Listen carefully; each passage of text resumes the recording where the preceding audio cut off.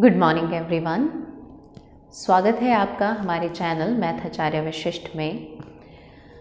आज हम रीजनिंग की भी सीरीज़ शुरू करेंगे।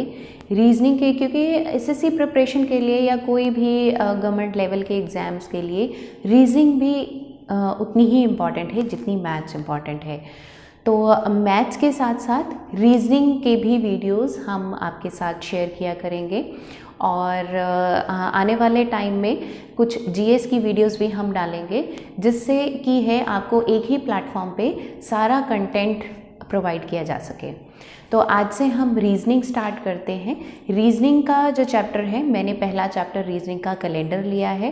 कैलेंडर के बारे में मैं आपको बताऊंगी, इसकी बेसिक कंसेप्ट्स क्या हैं, इसमें किस तरह के क्वेश्चंस आते हैं और कैसे उनको सॉल्व किया जाता है। तो आइए शुरू करते हैं आज से रीजनिंग का भी सफ़र। और पहला चैप्टर हमारा कैलेंडर।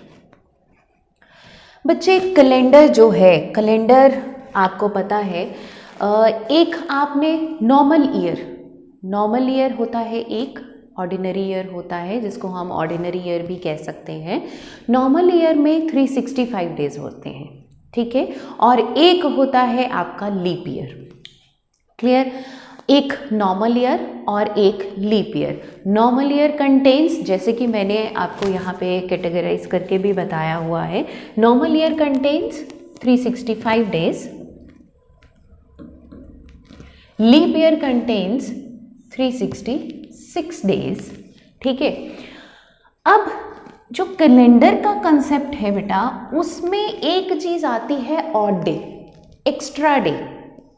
अब ये ऑड डे का क्या कंसेप्ट है, एक्स्ट्रा डे का क्या कंसेप्ट है, ठीक है। जैसे बेटा आपको पता ही है कि एक वीक में हमारे डेज कौन से, डेज क्या कंसिडर करता है हमारा वीक, एक वीक कंसिडर करता है, जैसे Monday, Tuesday, Wednesday, Thursday, Friday, Saturday and Sunday, ठीक है।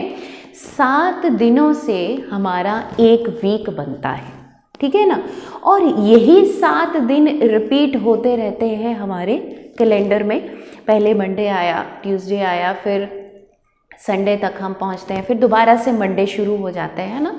तो 7 दिन का ये जो कंसेप्ट है, तो हम क्या करते हैं बेटा, हमारे पास हम ये देखते हैं कि एक ईयर में कितने दिन होते हैं। एक ईयर में 365 डेज होते हैं। अब 365 डेज मिलके कोई वीक्स बनाएंगे, कुछ ना कुछ वीक्स बनाएंगे, है ना।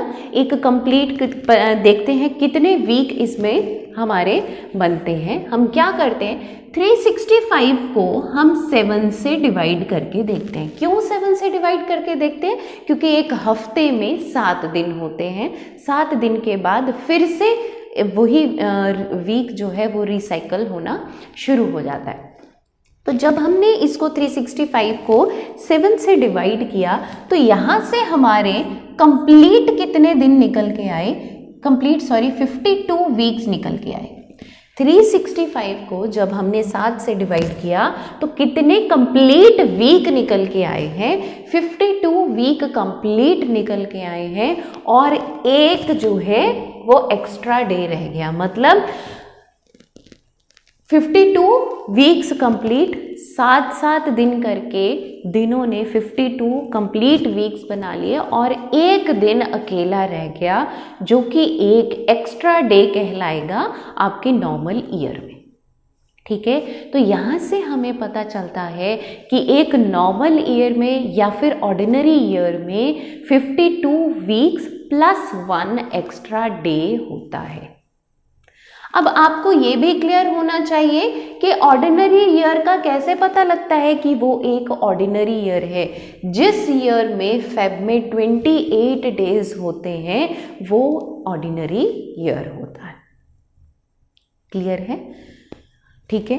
अब लीप ईयर में क्या होता है, जैसे फेब में यहाँ 28 डेज होते हैं, तो लीप ईयर कैसे पता लगता है, जब फेब में 29 डेज आते हैं।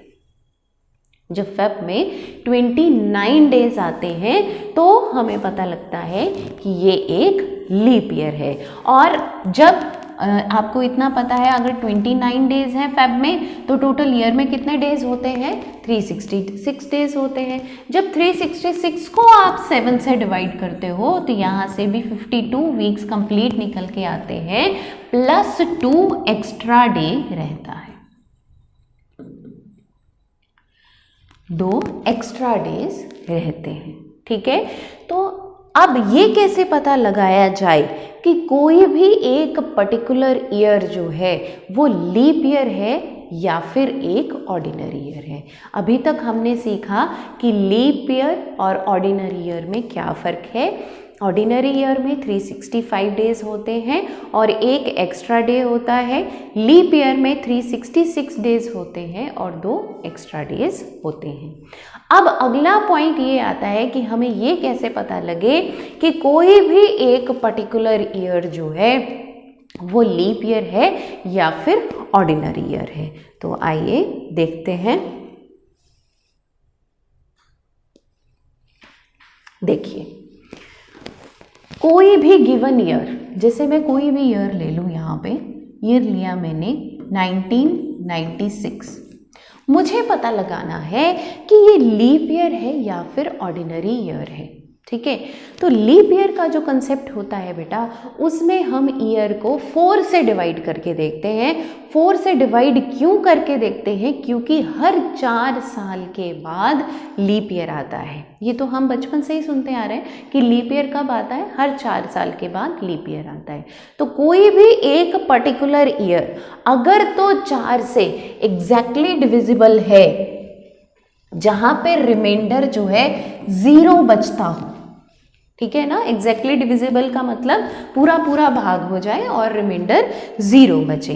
तो जब भी कोई एक पर्टिकुलर ईयर 4 से डिवाइड करने पे उसका रिमाइंडर 0 बचे या फिर ये कह सकते हैं कि वो पूरा पूरा डिवाइड हो जाए, तो वो पर्टिकुलर ईयर जो है वो लीप ईयर होता है। अगर ऐसा ना हो तो वो एक ऑर्डिनरी ईयर है। जैसे अब हम इसको 4 से डिवाइड करके देखते हैं। 4 4s are 16, 3 यहाँ आ जाएगा, 4 9s are 36, फिर 3 यहाँ आ जाएगा और 4 9s are 36। यहाँ पे ये कम्प्लीटली डिविजिबल है। यहाँ पे 1996 जो है 4 से कम्प्लीटली डिविजिबल है। तो अगर हमें चेक करना है तो हम क्या करेंगे बेटा, कोई भी गिवन ईयर को 4 से डिवाइड करके देखेंगे तो हमें पता लगेगा कि वो एक लीप ईयर है या फिर ऑर्डिनरी ईयर है। अगर तो 4 से वो एग्जैक्टली डिविजिबल है तो वो एक लीप ईयर है। अगर एग्जैक्टली डिविजिबल नहीं है, कुछ ना कुछ रिमाइंडर बचता है, तो वो ऑर्डिनरी ईयर है।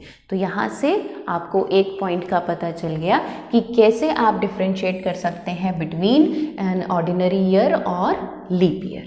ठीक है, अब इसी के साथ आती है बेटा सेंचुरी ईयर की बात। सेंचुरी ईयर कौन से होते हैं?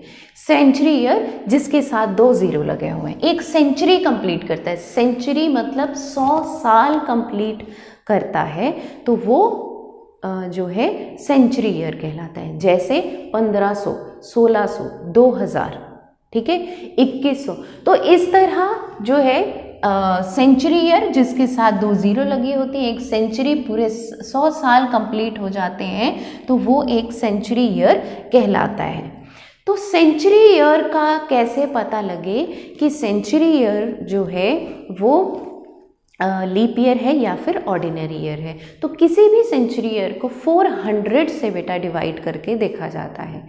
ठीक है, जैसे किसी पर्टिकुलर ईयर को जो सेंचुरी ईयर नहीं है उसको हम 4 से डिवाइड करके देखते हैं, तो सेंचुरी ईयर को हम 400 से डिवाइड करके देखते हैं कि वो एग्जैक्टली डिविजिबल है या फिर नहीं। जैसे 1600 जो है जब 400 से डिवाइड करेंगे तो ये 400 का मल्टीपल ही है। अगर ये 400 का मल्टीपल है तो एग्जैक्टली डिविजिबल है। एग्जैक्टली डिविजिबल है तो ये एक सेंचुरी ईयर है। तो किसी सेंचुरी ईयर का पता करने के लिए कि कोई भी गिवन सेंचुरी ईयर जो है वो लीप ईयर है या फिर ऑर्डिनरी ईयर है, उसको हम 400 से डिवाइड करके देखते हैं। बहुत इंपॉर्टेंट पॉइंट है बेटा, ये चीज़ आपको याद रखनी है कि अगर कोई पर्टिकुलर ईयर जो नॉन सेंचुरी ईयर है उसको जब हमने चेक करना है तो उसको 4 से डिवाइड करके देखना है। और जो सेंचुरी ईयर है उसको हमने 400 से डिवाइड करके देखना है, तो आपको पता लगता है कि गिवन ईयर लीप ईयर है या फिर सेंचुरी ईयर है। क्लियर? अब एक और चीज़ हमने अभी तक, नेक्स्ट पॉइंट जो मैं आपको बताने जा रही हूँ बहुत इम्पॉर्टेंट है, हमने अभी तक ये सोचा है, यही सुनते आए हैं बचपन से कि हर 4 साल के बाद जो है वो लीप ईयर आता है, ठीक है। लेकिन एक टाइम ऐसा भी होता है जब 8 साल के बाद लीप ईयर आता है, और वो टाइम कौन सा होता है वो मैं आपको बताती हूँ। जब ऐसा सेंचुरी ईयर लीप ईयर के बीच में आ जाए जो कि लीप ईयर ऐसा सेंचुरी ईयर जो 2 ईयर के बीच में आ जाए जो कि लीप ईयर ना हो। कौन सा? देखिए एग्जाम्पल लेते हैं हम। सबसे पहले ये चेक कीजिए कि क्या 1896 में एक एग्जाम्पल ले रही हूँ, 4 से डिविजिबल है। मैंने एक ईयर दिया आपको 1896, क्या यह 4 से डिविजिबल है? तो बेटा 4 का एक डिविजिबिलिटी रूल भी होता है। 4 का डिविजिबिलिटी रूल क्या होता है? जब आखिरी के 2 डिजिट अगर 4 से एग्जैक्टली डिविजिबल हैं तो सारे का सारा नंबर जो है वो 4 से डिवाइड हो जाता है।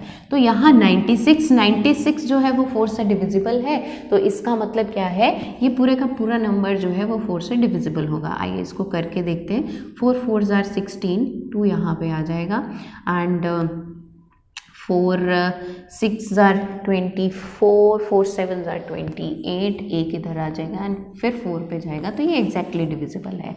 ठीक है, क्लियर है ये बात आपको? मतलब 1896 जो है वो एक लीप ईयर है। 1896 जब था तो वो एक लीप ईयर था। अब इसके बाद जो भी हमने सुना है कि हर 4 साल के बाद लीप ईयर आता है, तो 1900 भी लीप ईयर होना चाहिए। 1900 भी लीप ईयर होना चाहिए, क्योंकि 4 साल के बाद सेंचुरी कंप्लीट कर लेगा, और सेंचुरी कंप्लीट करने पे क्या आ जाएगा, 1900। तो ये ईयर क्या हम बता सकते हैं कि ये ईयर जो है वो लीप ईयर है या नहीं? अब जो हमने सुना है उसके हिसाब से तो ये लीप ईयर होना चाहिए, लेकिन मैंने अभी आपको बताया कि कोई भी सेंचुरी ईयर जो है उसको कैसे आप पता लगा सकते हो कि वो लीप ईयर है या फिर ऑर्डिनरी ईयर है। उसको हम 400 से डिवाइड करके देखते हैं। तो इसको हम 400 से डिवाइड करके देखते हैं, ये एग्जैक्टली डिविजिबल नहीं है, तो फिर तो इसका मतलब क्या हुआ, ये एक ऑर्डिनरी ईयर हुआ। अब यहाँ पे ये चीज़ आपको पता लग गई होगी कि ज़रूरी नहीं है कि हर 4 साल के बाद ही लीप ईयर आए। ये कब पॉसिबल नहीं होता, जब बीच में एक ऐसा सेंचुरी ईयर आ जाए जो कि लीप ईयर ना हो। अब यहाँ पे 1904 जो है, क्या ये लीप ईयर है? तो इसको 4 से डिवाइड करके देखेंगे तो ये एग्जैक्टली डिविजिबल है और ये लीप ईयर है। तो यहाँ पे लीप ईयर कितने साल के बाद आया है? यहाँ पे लीप ईयर 8 साल के गैप में आया है। तो ये चीज़ें आपको पता होनी बहुत ही इम्पॉर्टेंट है। ये जो कैलेंडर का कंसेप्ट है यहीं से शुरू होता है, और अब हम इसके क्वेश्चंस जो हैं, किस तरह के क्वेश्चंस हमारे एग्ज़ाम में पूछे जाते हैं, वो सब हम डिस्कस करेंगे।